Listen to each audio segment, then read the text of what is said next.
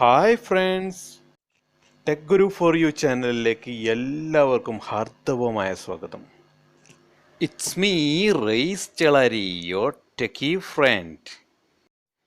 പിന്നെ എന്തൊക്കെയുണ്ട് വിശേഷങ്ങൾ? എല്ലാവർക്കും സുഖം തന്നെയല്ലേ? അപ്പോൾ ഇന്ന് നമുക്ക് നമ്മുടെ പുതിയ റിപ്പയറിംഗ് വീഡിയോയിലേക്ക് കിടക്കാം. എല്ലാവർക്കും സ്വാഗതം.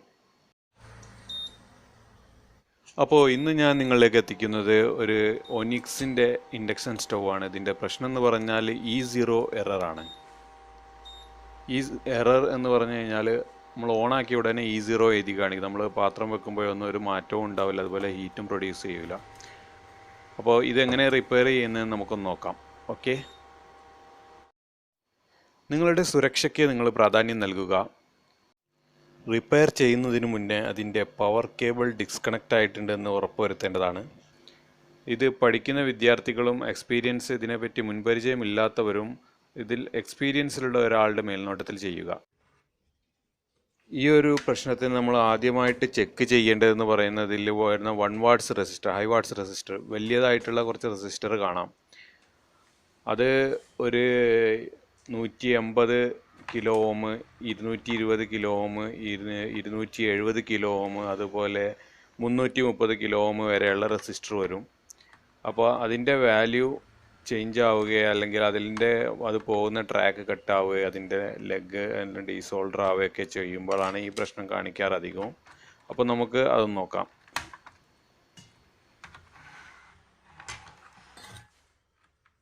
പിന്നെ ഈ PCB നിങ്ങൾ ഒന്ന് നോക്കി വെച്ചോളൂ. ഇതുപോലെ ഈ ഒരു ഫോമിലുള്ള PCB ആയിരിക്കും അധികവും വരാറ്. ബ്രാൻഡ് പേരുള്ളതും ഇല്ലാത്തതുമായ ഇങ്ങനെ നമ്മൾ അധികം കിട്ടുന്ന ഇവിടെ നമ്മുടെ നാട്ടിലിറങ്ങുന്നതും പുറത്തുനിന്ന് വരുന്നതുമായിട്ടുള്ള പല ബ്രാൻഡുകളും ഇതേ PCB ആണ് ഉപയോഗിക്കുന്നത്. പുറമത്തെ കവറിൽ മാത്രമേ വരെ ബ്രാൻഡിനനുസരിച്ച് ചെറിയ ഡിസൈനിൽ മാറ്റങ്ങൾ വരുത്താറുള്ളൂ. എല്ലാം ഇറങ്ങുന്നത് ചൈനയിൽ നിന്ന് തന്നെയാണ്. പിന്നെ ഫിലിപ്സ് പോലത്തെ ചില കമ്പനികളിൽ മാത്രം അവരുടേതായ ചില ഡിസൈനിങ്ങുള്ള PCB ആണ് വരാറുള്ളത്. ഇത് ഞാൻ ബാക്ക് സൈഡിൽ നിന്ന് ചെക്ക് ചെയ്യാനുള്ള കാരണം എന്ന് പറഞ്ഞു കഴിഞ്ഞാൽ ഇതൊക്കെ ഹീറ്റ് സിങ്കിൻ്റെ ബാക്കിൽ ചില റെസിസ്റ്ററുകളുണ്ട് അതിൻ്റെ റീഡിങ് കിട്ടാൻ. ഇപ്പോൾ നോക്കൂ, ഇതിൻ്റെ റീഡിങ് കാണിക്കുന്നത് കണ്ടോ, ഈ 240 കിലോ ഓംസിൻ്റെ റെസിസ്റ്ററാണ്. അപ്പോൾ 800 കിലോ ഓംസിൻ്റെ റീഡിങ് കാണിക്കുന്നുണ്ട്. നമുക്ക് ഏതായാലും അത് ഹീറ്റ് സിങ്ക് ഒന്ന് ഊരിയിട്ട് അതൊന്ന് ചെക്ക് ചെയ്ത് നോക്കാം.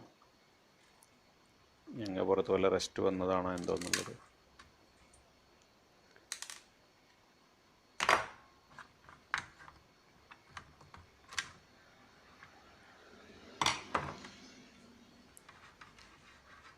ക്യാമറ ക്ലിയർ ഇല്ലാത്തതുകൊണ്ട് ഫോക്കസ് ചെയ്യാനത് ഞാൻ മൊബൈലിലാണ് ഇപ്പോൾ ഇത് ഷൂട്ട് ചെയ്തുകൊണ്ടിരിക്കുന്നത്.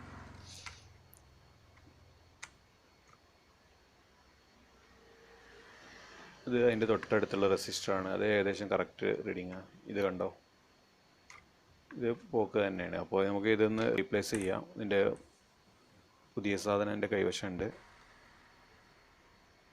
കളർ കോഡൊന്നും കൊണ്ട് കറക്റ്റ് കാണാമല്ലോ, ഏതായാലും ഇവിടെ കാണിക്കാം. Okay, red, yellow.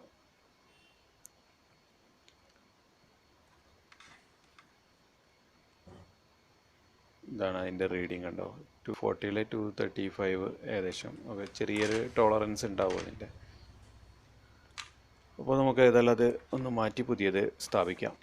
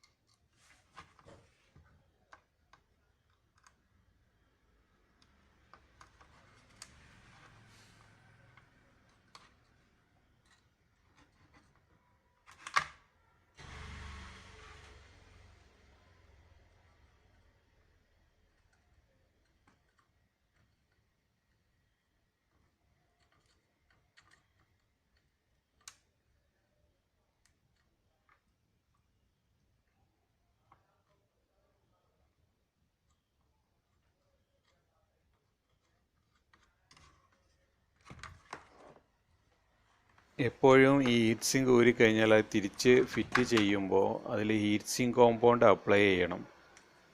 അതെന്തിനാന്ന് പറഞ്ഞാൽ ആ സംഗതി ഇത് IGBTയും അതുപോലെ റെക്ടിഫയർ IC നല്ല ചൂടാവും. അപ്പോൾ അതിൻ്റെ ചൂട് പെട്ടെന്ന് ഇതിലേക്ക് ട്രാൻസ്ഫർ ചെയ്യാൻ വേണ്ടി സഹായിക്കുന്ന ഒരു സാധനമാണിത്.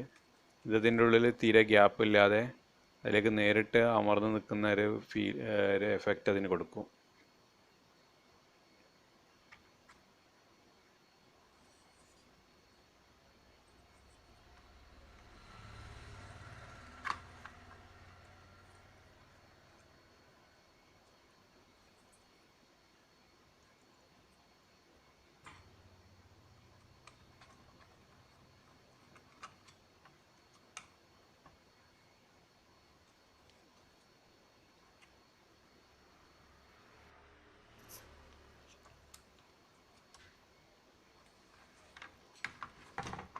അപ്പോൾ ഇതെല്ലാം നമുക്ക് പഴയ പോലെ തിരിച്ച് ഇതിലേക്ക് ഫിറ്റ് ചെയ്തിട്ട് നമ്മുടെ റിസൾട്ട് ഒന്ന് ചെക്ക് ചെയ്യാം, എന്താണ് അതിൻ്റെ ഫൈനൽ റിസൾട്ട് എന്നുള്ളത്.